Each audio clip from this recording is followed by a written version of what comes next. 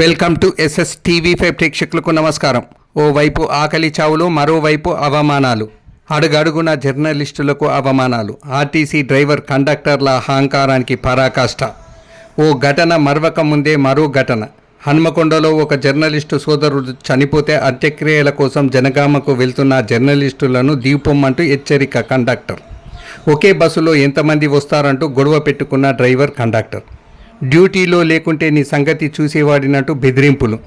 ఎవరికి చెప్పుకుంటావో చెప్పుకో అంటూ జర్నలిస్టులను బెదిరించిన కండక్టర్. ఒరేయ్, వీడి పాస్ గుంజుకొని డిపోలో అప్పజెప్పు, అక్కడ మాట్లాడుదామంటూ బెదిరింపులు. జర్నలిస్టులపై దురుసుగా ప్రవర్తించిన జనగామ డిపో ఆర్టీసీ డ్రైవర్ కండక్టర్పై చర్యలు తీసుకోవాలని TUWJ హైజేయు తెలంగాణ జర్నలిస్టుల అధ్యక్షులు కండక్టర్పై తగు చర్యలు తీసుకోవాలని డిమాండ్ చేశారు. ఎందుకు ఎక్కువ చెప్పు, ఒకసారి చెప్పు.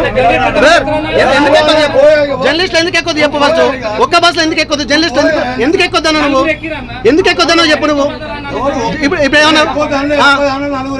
అవును, ఒక్కదాన్ని ఎక్కువద్దా చెప్పు. నలుగురు ఎక్కువద్దా చెప్పు. ఫస్ట్ ఒక్క బస్సులో నలుగురు ఎక్కువద్దా చెప్పు. ఫస్ట్ వాదన కాదు, నువ్వు ఒక్క బస్సులో నలుగురు ఎక్కువద్దా చెప్పు. ఎక్కువద్దా చెప్పు ఫస్ట్. నువ్వు ఎక్కువద్దా చెప్పు ఫస్ట్.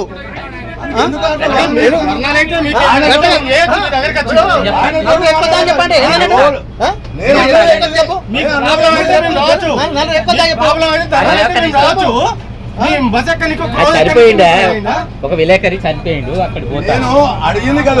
నువ్వు ఏమడుగుతున్నావు?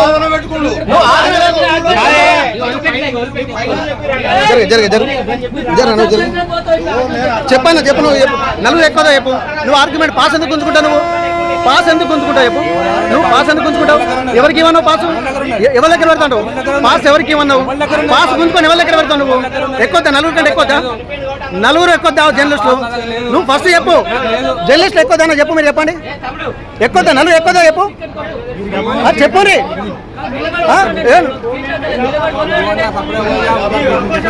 చెప్తా అంతా పోతుంది ఆగు. నువ్వు పెట్టుకుంటా కదా, పెట్టుకుంటా. మీరు నిన్న మీ కండక్టర్ గురించి ఏమో మేము మాట్లాడాలి. మీ కండక్టర్ గురించి ఏమో మాట్లాడాల్సి వస్తుంది. పబ్లిక్ కాదు నీకే. నువ్వు పబ్లికా? నువ్వు పబ్లికా? పబ్లికా తీసే మరి.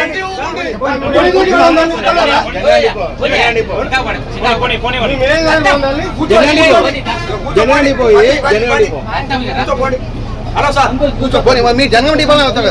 మీ జనగాల మీ కండక్టర్ అయితేనే మేము వచ్చాము. కూర్చోపోండి.